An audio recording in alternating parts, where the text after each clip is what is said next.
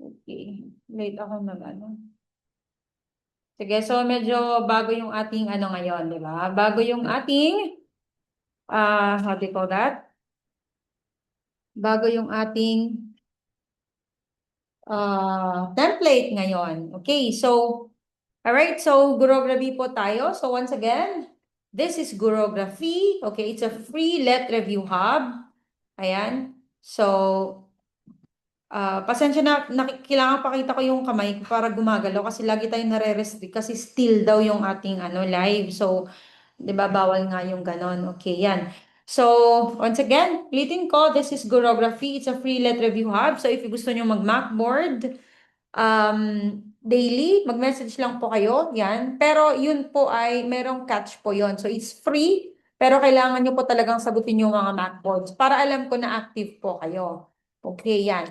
Meron din po tayong Red App. Yan. So, marami po akong na-post doon na videos already, yung mga na-miss nyong ano. So, it's 1 year na pa ako ano, 2 seasons na, 1 year. So, marami na rin po naipon doon. Okay? So, accordingly, sa mga ano ko, sa mga previews na nag-review sa akin, sinasabi nila sa Gen Ed talaga, yan is maraming maraming lumabas, okay, sa mga videos ko. Okay, yan. And of course, ang ating live is Tuesdays, Thursdays, and Saturdays. Okay, so Tuesdays, Gurography, mga high yield ito. Yan, high yield, 20 points, high yield questions na general education. So thematic, pwedeng Filipino, pwedeng English, Science, Soksay, ganon. Okay?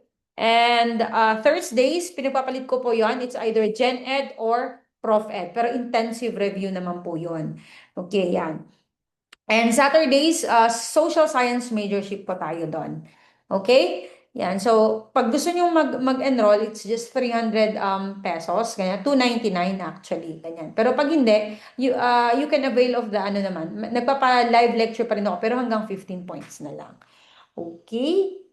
Naka-live din po kayo sa YT. Hindi po, dito po ako nagla-live. As of now, mas gusto ko talaga sa TikTok kasi hindi siya nagla-lag. Pero na-try ko na dati sa majorship na sa ano ako sa YT ako nagla-live. Na-try ko na rin sa FB. Masyadong lag kasi siya. So, I prefer na TikTok muna hanggang mapapayagan pa tayo. Okay? Although lagi tayo na RR ngayon. Okay, so let's start. Gen Ed na po ba? Yes, Gen Ed po tayo ngayon. 20 points high yield questions. Gen Ed Filipino. Okay? Yan, alright. I think Gen Ed din tayo sa Thursday. Okay, pero ano yon? Intensive review. Number 1, ano ang pambansang wika ng Pilipinas? Okay, so for those who are new here, so ang Gurography is Gen Ed tayo pero gusto ko makalkal talaga yung utak natin. So identification tayo. Okay? Alright. Uploaded po ba ito? Yes, ina-upload ko po lahat ng pa-free ko para may silbi. Okay? So, sana po supportahan nyo rin po ako sa YT. Mag-subscribe din po kayo doon. Okay. So, ano ang pambansang wika ng Pilipinas? Sige po. Pakitap-tap na rin yung ating live while nanonood kayo para naman masaya. Okay. Ano na, ang pambansang wika ng Pilipinas. Ito din yung ang ating nationality. Okay, yan. Parehas. Yung language natin tapos nationality, parehas lang po yon. Okay. Pambansang wika. Okay. National language ang hinahanap, hindi po official language. Okay, o tingnan nyo, di ba? Filipino, Filipino, Tagalog, English, Tagalog, sabi niya. Okay, so let's reveal the answer. There is Filipino. Okay? Filipino. Alright, ang Filipino is yung subject natin. Okay, so tignan natin. Alright, ganyan. So, nung 1935, yung language natin was just called Wikang Pambansa. Okay, so anuhin natin to kasi lumalabas din po ito. Okay, so 1935 Constitution, Wikang Pambansa yung tawag. Okay, so nung 1937, nag-isip-isip sila, ano kaya yung ano natin? Ano kaya yung parang basis natin, okay? For our wikang pambansa, 'di ba? Kasi pwedeng Ilocano, pwedeng Ifugao, pwedeng ano ba yung iba, Hiligaynon, 'di ba? Pangasinense ganon. But then, nag-usap-usap sila, or hindi ko alam kung sino nag-usap-usap, pero nabasa ko tong ano eh. Okay? So, pinili nila yung Tagalog. Okay, yan. So, maraming umalma dito, but still, they chose Tagalog. Ayan. Okay. And then, nung 1940, yun na po yung nagkaroon ng dictionary. Okay? Parang ano, grammar guide natin yan. Okay? 1959, okay? Ito na yung na-rename na sa Pilipino. Okay, yung ating language. Okay, and then 1973, okay, yun pa rin, Pilipino, yan, may konting anik-anik pero wala namang masyadong nakita dito sa 1973. And then 1987, we formally adopted Filipino. Okay, yan ang ating timeline. Okay, next, number 2, ang biyag ni Lamang ay isang yan, okay. So, ang biyag ni Lamang ay isang, lumalabas po tong Lamang na to, okay? Pakitap-tap na po yung ating live, please, para ano lumabas. Biyag ni Lamang, isa bang korido? Awit? Ano to? Epiko? Ano to? Okay? Ang biyag ni Lamang.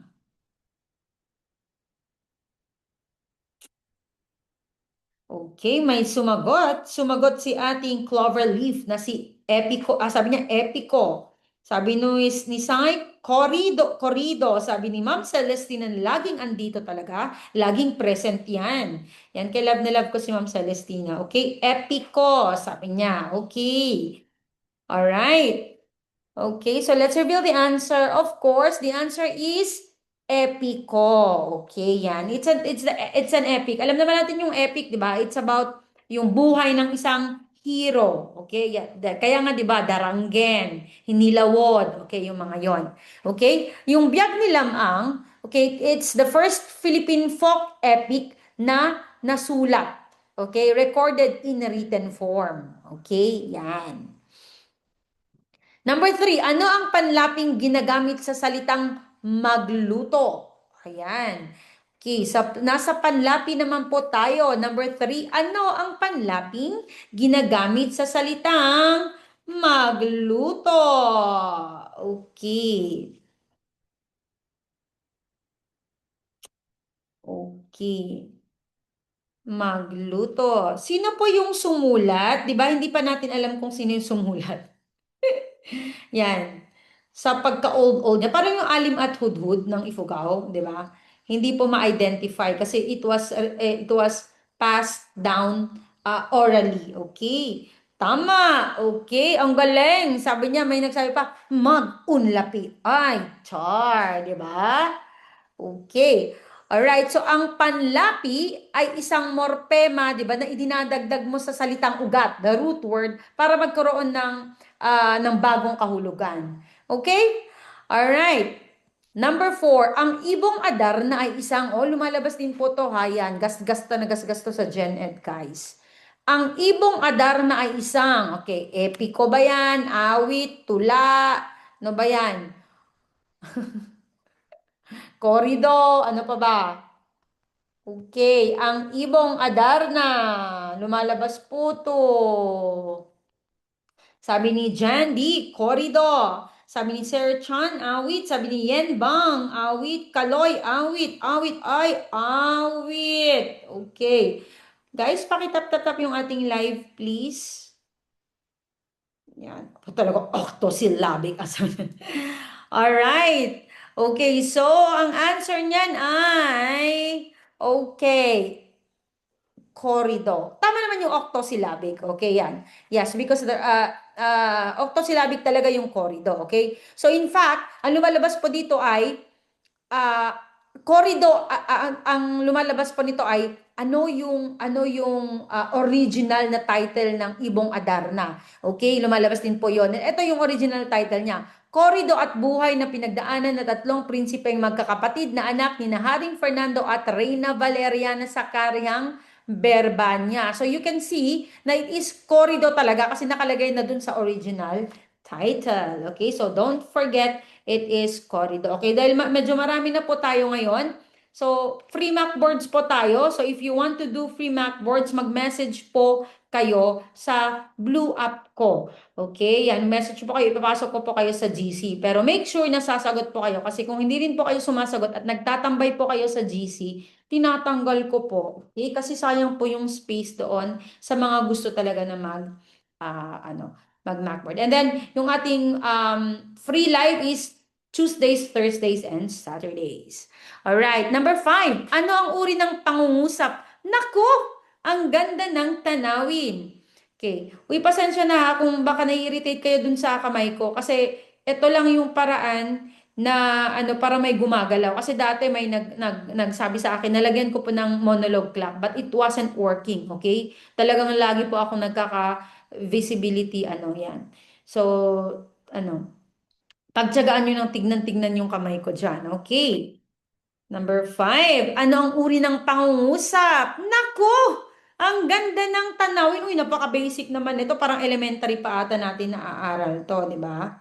Is this Gen Ed po? Is this? Yes, Gen Ed. Okay, yan. High yield question ng Gen Ed Filipino. Okay. Alright, okay, so far, lahat po ay tama. Of course, it is padamdam. Okay, yan. Okay, pangungusap na padamdam. Okay, eto. So, ano yung mga uri ng pangungusap? Nakikita nyo ba ng ayos, guys? Yan. So, of course, pasalaysay. Okay, so, pasalaysay is it ends with a period, di ba? Tawag doon. Pasalaysay is you're just stating a fact. Okay, yan. Or stating something. Okay, narrating something. Okay, patanong. Okay, so syempre question, di ba? So nagtatanong ka, okay, because you want to, gusto mong humingi ng impormasyon. Okay, you want to know some information, ganon. And of course, ang bantas doon ay question mark or tandang pananong. Okay, pakiusap o pautos. Okay, so pakiusap, you are asking for a favor, ganon. Or pautos is you are commanding. Yan. Okay. So, usually tuldok. Okay, yan. And then, padamdam, yun na po, yung exclamatory point. Tandang padamdam yung bantas doon. And of course, nagpapahayag ka ng matinding damdamin tulad ng puot, naks.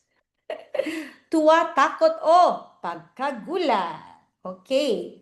Perfect kayo dyan. Number 6, ano ang kahulugan ng idiomang butas ang bulsa? Okay, so butas yung bulsa ko ngayon. Okay. So, idioma. Yan. Nakalagay na dyan yung idioma. Idiom. Okay. It means it is not asking for the literal meaning of it. Okay. Oo, wag niyong uliting wala akong pera. Ano ba yan? Nakakasakit kayo ha, Char. Okay. Yes, yes, yes. The answer there is very good kayo dyan. Walang pera. Okay. Walang pera ba lahat dyan? Okay, number 7. Sino ang may akda ng Florante at Laura? Ito talaga, gas-gas naman to. 'Di ba? Sino ang may akda ng Florante at Laura? Yan.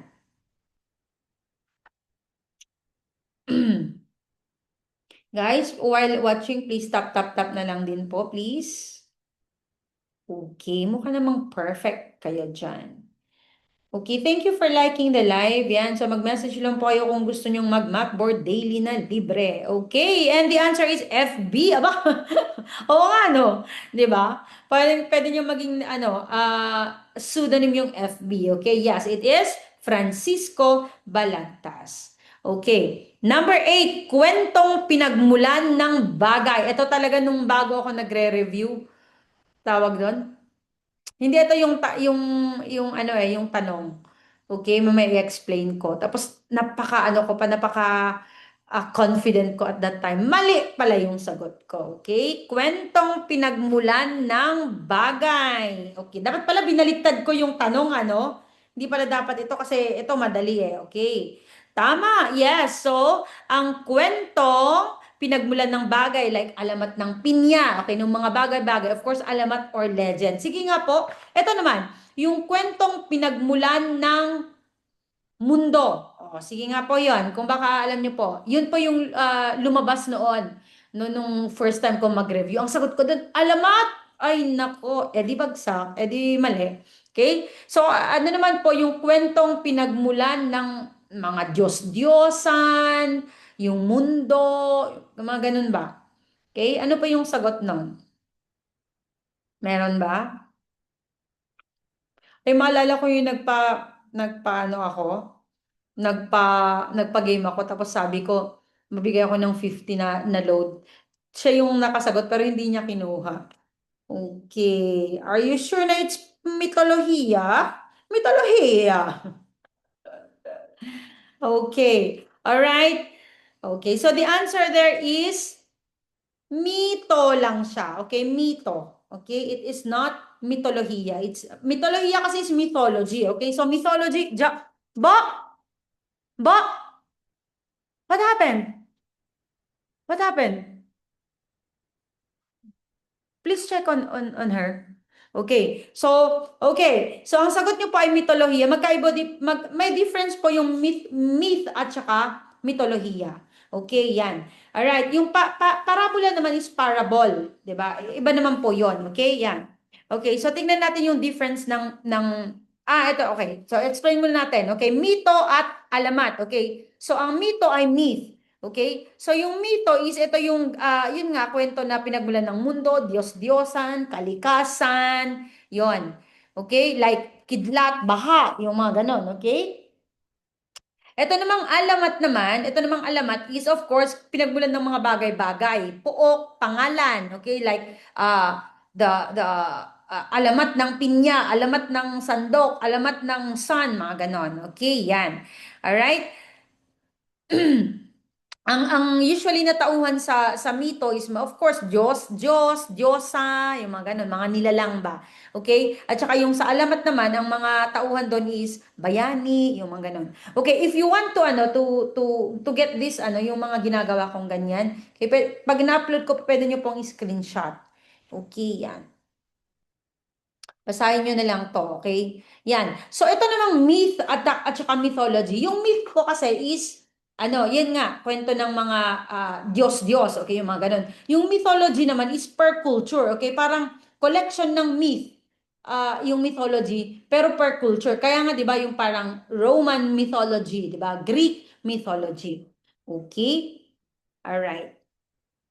Number 9, ano ang pangatnig sa pangungusap? Si Anna at Ben ay magkapatid. Okay. So again, ano ang pangatnig sa pangungusap? Si Anna at Ben ay magkapatid. Okay, thank you for liking the live. Yan. If it's not too much trouble, you can also share. Yan. Pero kung hindi, it's okay. Just tap yan, or at least like the live. Okay, very good. Tama. Okay. Oh, sabi ko na nga ba, may mabubudol sa I. Okay. So the answer here is, thank you for following. Yes, it is at. Okay. So ano nga ba yung pangatnig? Ito ay conjunction. Tama? Yes. So, kinoconnect niya, okay? Nag-uugnay ng mga salita, okay? Parilala, which is phrase, sugnay, which is clause, or pangungusap. Okay, pando po, yes, idinudugtong niya, tama. Okay, idinudugtong niya. Alright, okay. Number 10, Number 10, ano ang kasarian ng pangalang guro? Okay. So again, number 10, ano ang kasarian ng pangalang guro? Yan. If maalala nyo, okay? 'Di ba? Meron yung kasarian po yung hinahanap, Meron yung tiyak, di tiyak, walang kasarian, yung mga 'yon. Okay?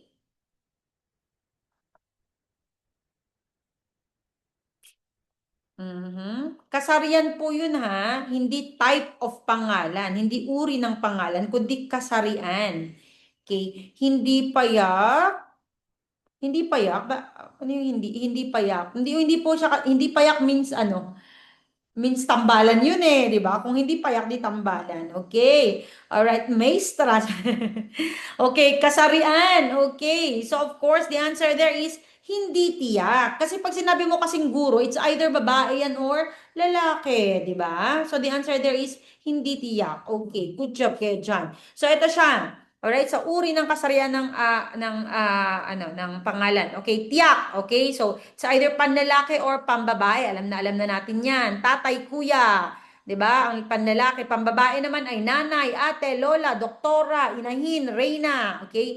Ang di tiyak, it's common. Okay? Kaya pala sabi niya pambalana. Okay, yes. It's common. Alright? So, pwedeng babae, pwedeng lalaki. Okay? So, guro, nurse, mag-aaral, kaibigan, police, you are not so sure. Okay? Of the gender. Okay? Yan. And of course, yung walang kasarian. Okay? Or neutral. Okay? Sa English.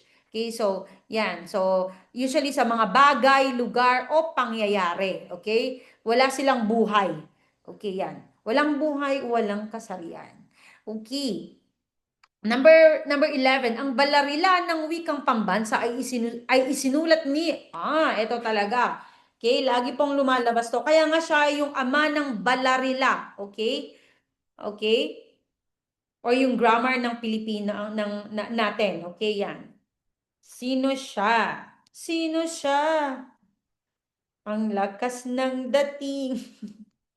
Okay, ang balarila ng wikang pambansa ay sinulat ni, okay, he's also known as the ama ng balarila ng Filipino. Okay, ang galing nyo talaga, di ba? Imagine nyo, na-memorize nyo yan. Okay, so the answer there is tama. It is Lope K.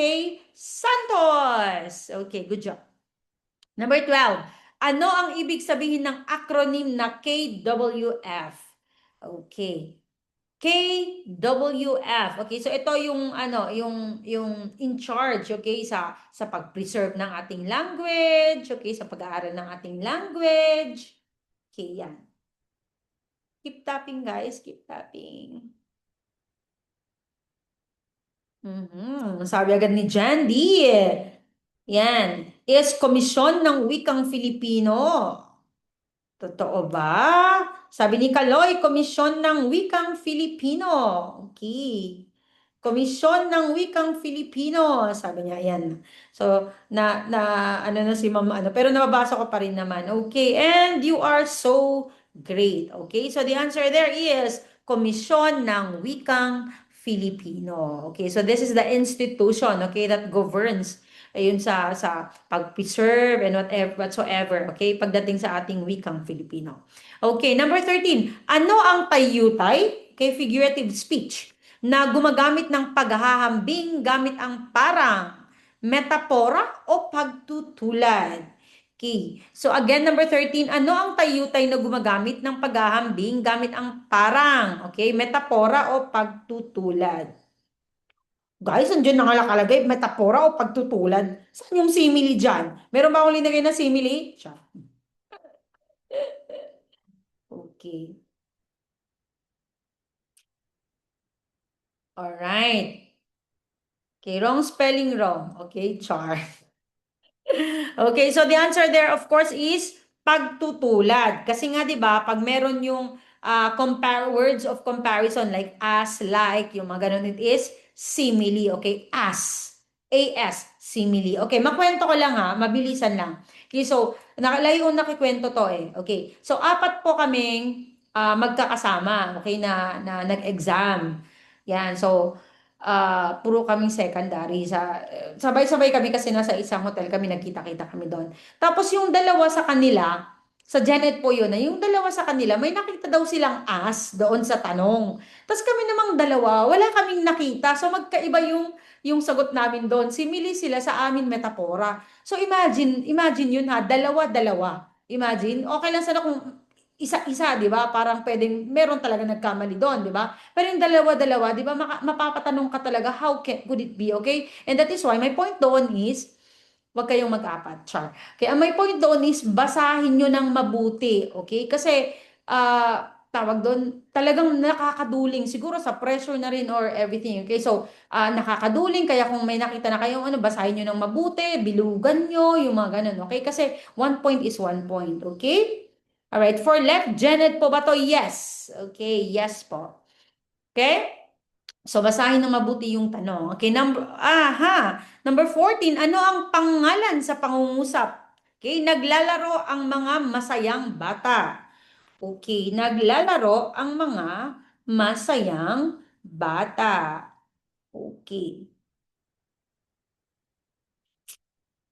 Naglalaro ang mga masayang bata. Okay, so this is very easy naman. Tama. Okay, bata ang pangalan. Okay, ano ba yung ano sa Tagalog yung ano po yung masayang bata sabi. Talagang complete talaga ni Ma'am Jan, di naman.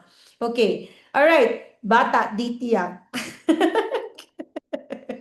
Nakita naman ako dun sa bata di tiyak. Okay. Yes, so yan tatanungin ko sana. Ano ba yung pangalan? Okay, bakit may sumagot ng maglalaro? So, ano ba yung pangalan sa English? Alam ko kasi mas madali sa atin yung sa English, di ba? So, kung nahihirapan po kayo sa Tagalog, i-translate nyo na lang sa English. Okay, tingnan nyo, may nagkamali pa. Ano ba ang pangalan? Hindi pangalan na name ha, hindi yung pangalan na Pangalan. That is name po yung pangalan. Pero yung pangalan na dalawa yung NG niya, tama po kayo dyan. It is noun. Okay? Noun. Very good po kayo dyan. Okay. Number 15. Ano ang salitang ugat ng kabutihan? Okay. So of course, dapat alam natin yung meaning ng salitang ugat, which is in English, root word. Okay. So ano ang salitang ugat na kabutihan? Yan. So yan. So kahit pa paano, hindi tayo masyadong na RR ngayon. Okay, so if gusto nyo mag-Macboard daily, message lang po kayo sa aking Blue app at ipapasok ko kayo sa GC. Okay, pero hindi po pwede yung tambay doon. Hindi po pwede yung pumasok lang doon, hindi sumasagot. Kasi tinatanggal ko na po talaga siya. Okay, ay! May sumagot pa ng mabuti. Okay, yung mabuti meron parang payang root word. Okay, of course it is buti. Guys, it's buti. O, tignan nyo, may nagkamali pa. Okay, ma is is still a panlapi. Okay? So it's buti, guys. Okay? Number 16. Ano ang tawag sa akdang tumatalakay sa buhay ng isang tao? Oy, may nagkamali dito nung Prof Ed pala tayong sa Thursday, hindi Gen Ed. Naalala ko na kasi Gen Ed tayo last week. Ang buti mo ay, 'di ba? Ang buti mo din. Okay. So 16, ano ang tawag sa akdang tumatalakay sa buhay ng isang tao? Yan. So maraming nagkamali dito last time, but this was not my question last time, okay? Yan. Okay. All right. Very good. So far, so good. Walang sumagot. Okay. The answer is talambuhay. Okay. Pero, ano naman yung pag ikaw yung sumulat ng sarili mong buhay? Okay. Yun naman.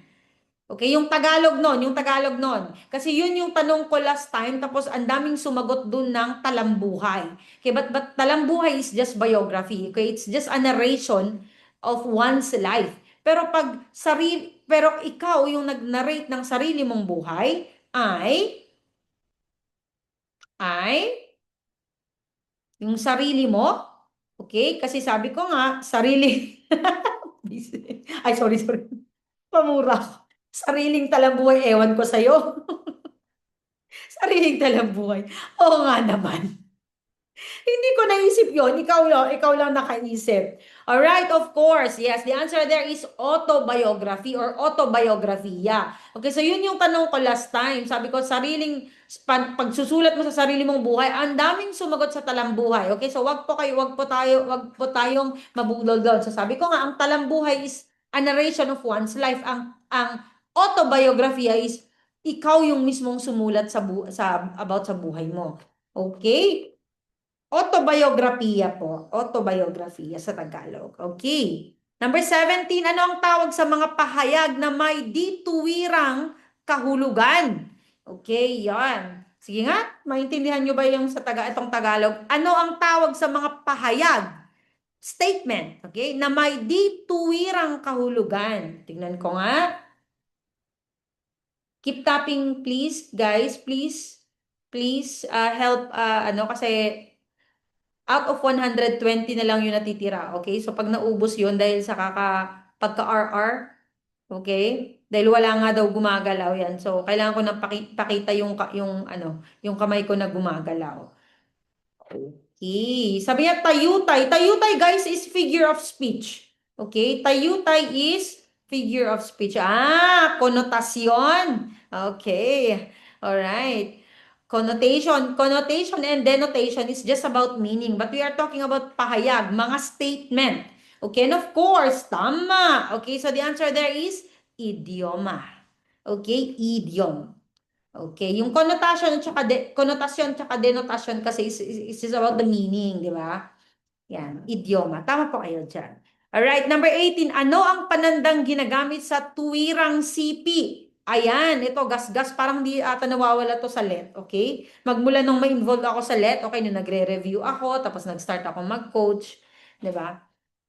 Okay, yan.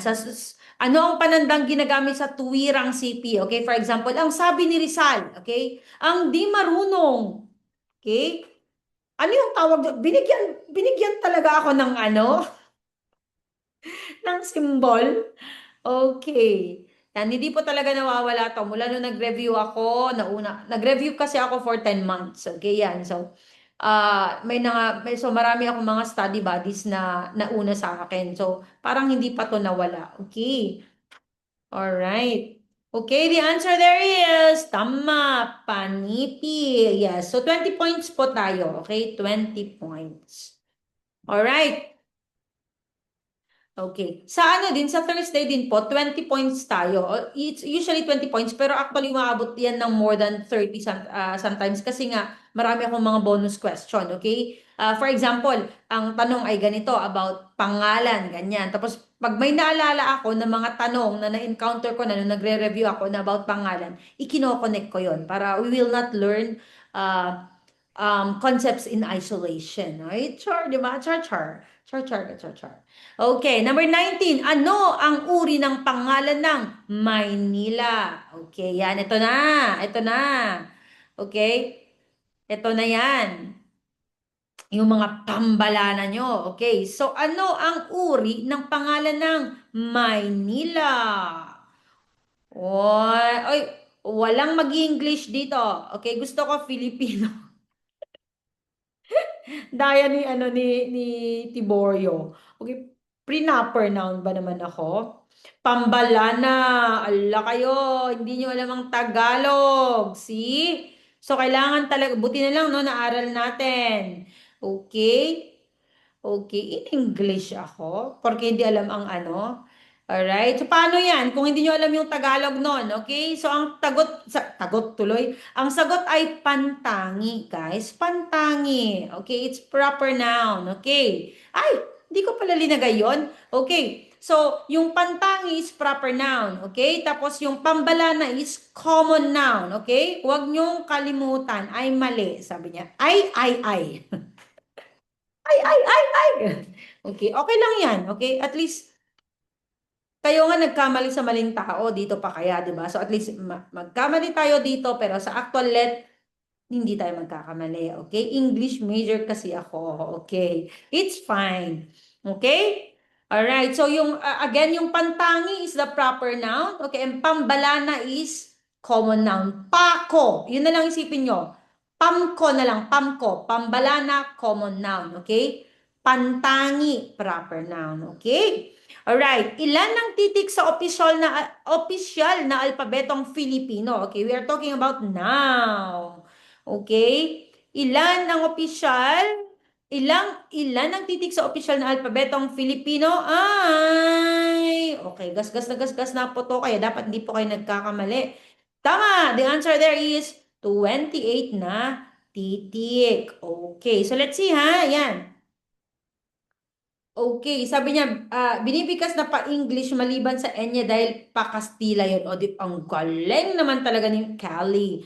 Okay, so tama po yun. So may question po doon na ano anong alpabeto ang binibigkas na Ingles, okay?